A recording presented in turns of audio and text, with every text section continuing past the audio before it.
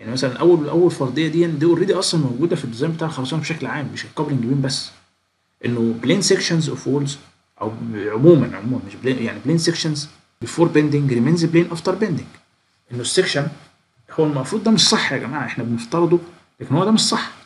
هو عايز يقول لك ايه يا جماعه، وده حاجه موجوده في الخرسانه اصلا، ان احنا السكشن بتاعنا لو انا عندي كاميرا واخد سكشن مثلا هنا، ده سكشن اهو، فطبعا السكشن ده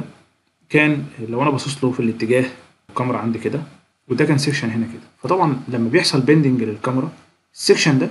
المفروض يعني بيبقى ده شكل الوضع الاصلي بتاعه اهو، بعد كده بيحصل له ديفورميشن. فاحنا بنقول ان هو بيبدا في جزء يحصل، الجزء اللي فوق ده بيحصل فيه كومبريشن،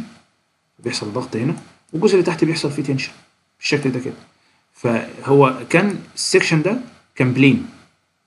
وبعد ما حصل له الديفورميشن برضه ستيل بلين، يعني ما هوش مثلا واخد شكل ايه، يعني ما هوش عامل مثلا كده واخد شكل كيرف مثلا كده ولا الكلام ده، مع ان ده اللي بيحصل في الطبيعه ان هو بيبقى كيرف، يعني ما بيبقاش لينير بالظبط، ولكن احنا مش هنعرف ما بنشتغلش عليها كده، فعشان نسهل حساباتنا ويبقى يعني شغلنا كله مبني على حاجه ثابته، فقال لك خلاص يبقى السكشن ده ريمينز بلين حتى لو افتر ايه، افتر بيندنج، يعني حتى بعد الانحناء بيبقى لين، وهو في الحقيقه ما بيبقاش بلين، هو بيبقى واخد شكل كيرف كده، بيبقى نون لينير. يعني المفروض اصلا الديزاين بتاعنا يبقى نون لينير، ولو احنا دخلنا في القصه دي مش هنخلص. فهو عشان يبدا اصلا يشتغل، لان من غير ما يبني الحسابات بتاعته على الفرضيه دي، يبقى كل اللي هو عمله اتضرب باظ خلاص، فلازم كان يبني الكلام بتاعه على النظريه زي كده.